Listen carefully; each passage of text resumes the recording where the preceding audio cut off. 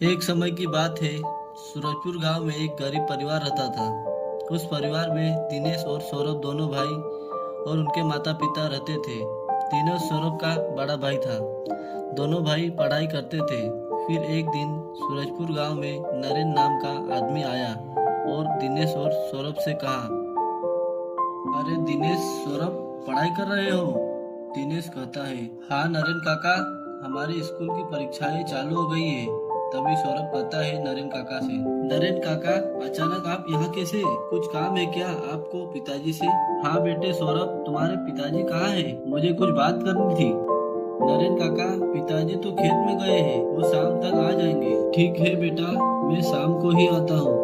तभी नरेन वहाँ से चला जाता है। शाम होते ही सौरभ और दिनेश के पिता रमेश आ जाता है। तभी दिनेश कहता है, पिताजी आप सुबह से जाते हो और शाम को आते हो, इतना काम रहता है खेतों में? रमेश कहता है, हाँ बेटे दिनेश, खेतों में तो काम रहता ही है। अगर मैं खेतों में मेहनत नहीं करूँगा तो घर कैसे चलेगा? दिनेश कहता है, पिताजी मेरा पढ़ाई में मन नहीं लगता है, क्यों ना मैं भी आपके साथ खेतों में जाऊं, जिससे तुम्हारा काम आसान हो जाएगा। रमेश कहता है, नहीं बेटा दिनेश, तुम पढ़ाई करो, मैं खेतों में काम कर लूंगा। ठीक है पिताजी। तभी सौरभ कहता है, पिताजी गांव से नरेन काका आए थे, वो बोल रहे थे कुछ काम की बात करनी थी। इतना कहते ही नरेन काका वहां आ जाता है। अरे रमेश, खेतों से आ गया? हाँ नरेन भाई, बस अभी आया खेतों से। भाई रमेश, मैंने जो तुम्हें ब्याज के पैसे दिए थे वो कब दोगे? भाई बहुत दिन हो गए हैं, मुझे भी पैसों की बहुत जरूरत है। तभी रमेश कहता है, नरेन भाई, मुझे 2-3 दिन का समय दो, मैं आपके पैसे लौटा दूंगा। ठीक है, लेकिन 2-3 दिन में कहीं से भी पैसे दे देना। हाँ भाई नरेन, मैं तुम्हारे पैसे लौटा दूंगा। नरेन वहां से चला जाता है। तभी दिनेश कहता है, पिताजी नरेन काका पैसे मांग रहे थे, अब आप उन्हें इतने पैसे 2-3 दिन में कैसे लौटाओगे? देखता हूँ बेटे, कुछ तो करना पड़ेगा। ठीक है पिताजी। 2-3 दिन बीत जाने के बाद रमेश बहुत परेशान हो जाता है। तभी सौरभ और दिनेश आए और सौरभ ने कहा, पिताजी तुम बहुत परेशान हो, क्या हो गया? तभी रमेश कहता है, बेटे सौरभ, दिनेश, 2 दिन बीत गए हैं लेकिन अभी तक पैसों का इंतजाम नहीं हुआ, अब क्या करूं?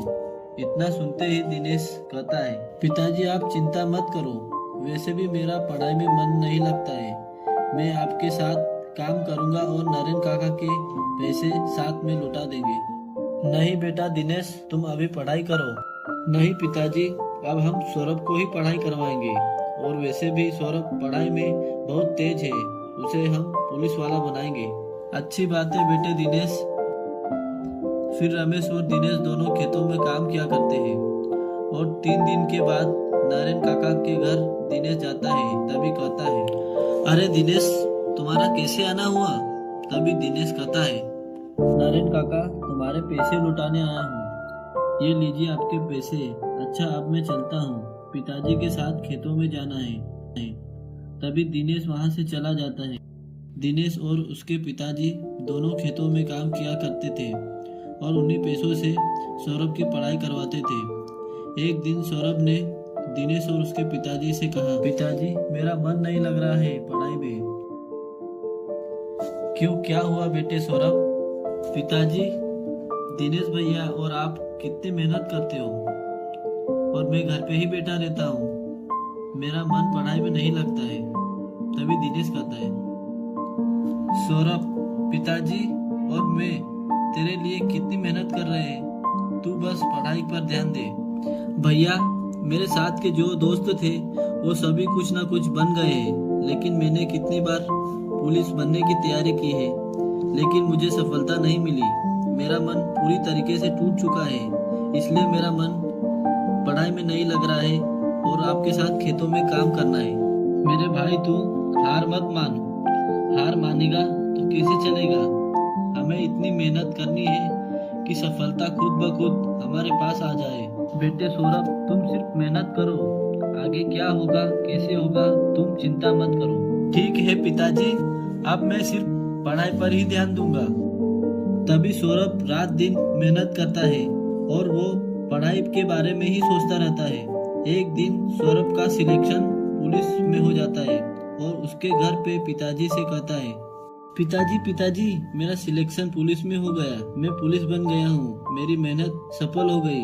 हाँ बेटे सौरभ, तेरी मेहनत रंग लाई और तूने कर दिखाया, मैं बहुत खुश हूँ। सौरभ, मैंने कहा था ना, मेहनत करने से सब कुछ हासिल हो सकता है। इस दुनिया में कोई काम मुश्किल नहीं है, मेहनत का फल हमेशा अच्छा ही होता है। हाँ भैया, आपने सही बोला, हमें अपनी मेहनत पर ही भरोसा रखना चाहिए। इतना कहते ही रमेश और सौरभ बहुत खुश हो जाते हैं और अच्छे से जीवन यापन करने लगते हैं। तो हमें इस कहानी से यह शिक्षा मिलती है कि हमें कभी भी हार नहीं माननी चाहिए। कठिनाइयाँ कितनी भी हो, हमें डट कर मुकाबला करना चाहिए।